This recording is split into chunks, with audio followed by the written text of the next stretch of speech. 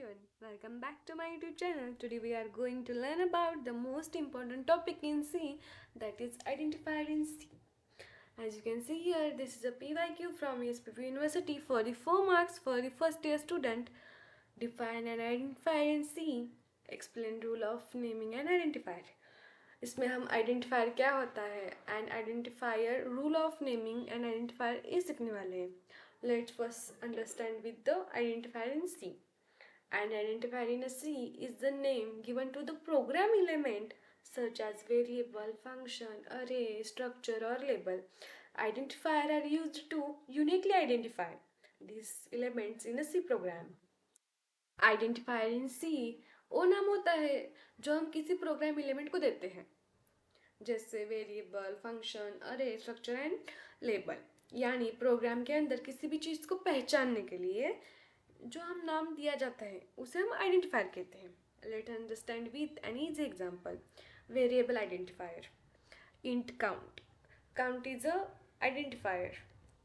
Second is function identifier, int add in bracket int a comma int b semicolon. Here add a comma b, sorry, a b and add is an identifier. Let's see the rule. First rule is allowed characters.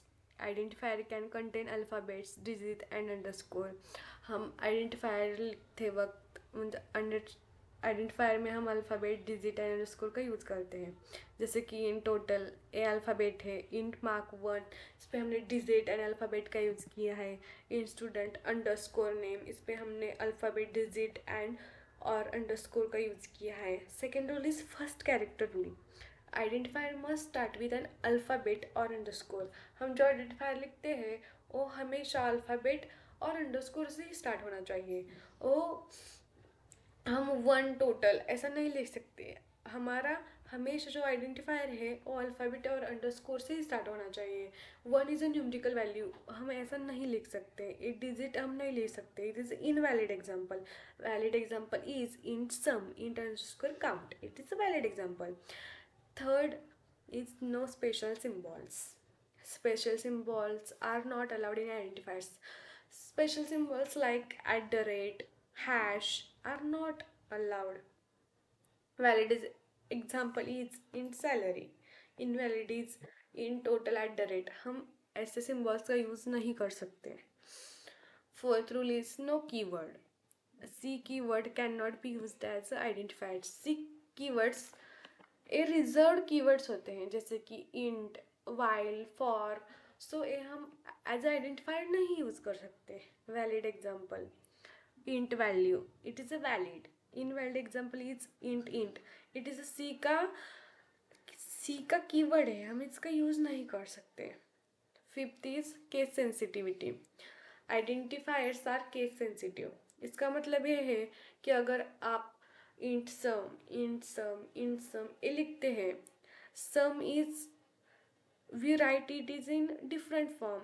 इस पे हमने capital letters में yes लिखा है और हमें इस पूरा सम ही कैपिटल में लिखा है. ये तीनों अलग अलग है. All this are different identifiers. All three are different identifiers. So it is a case sensitive. It is most important. No space. Sixth rule is no space. Identifier must not contain any space. हम identifiers लिखते वक्त उनके बीच में space नहीं लिख सकते. जैसे कि इंट टोटल अंडरस्कोर मार्क, इस पे हमने अंडरस्कोर लिखा है. हम इंट टोटल मार्क्स ऐसे नहीं लिख सकते. इस दोनों के बीच में स्पेस नहीं होनी चाहिए. Seventh rule is length limitations. Only the first 31 characters are significant. इसका मतलब ये है किसी स्टैंडर्ड्स के अनुसार किसी भी आइडेंटिफायर के केवल पहले 31st ही सिग्निफिकेंट होते हैं. इसका मतलब ये है कि कंपाइलर आइडेंटिफायर्स के 31st कैरेक्टर के बाद के कैरेक्टर्स को इग्नोर कर देता है. वो सिर्फ 31st कैरेक्टर को ही रखता है, बाकी को इग्नोर कर देता है. Let's see example. Int number underscore of underscore student underscore in underscore class. It is a valid because it have 31 character I think. So हम इसे यूज़ कर सकते हैं.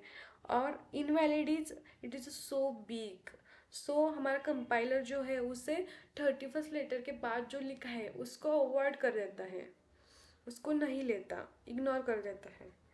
So in this video we learn about the identifiers and rule of naming an identifier. If you found this video helpful, don't forget to like, share, subscribe to my YouTube channel. Thank you for watching. See you in next video.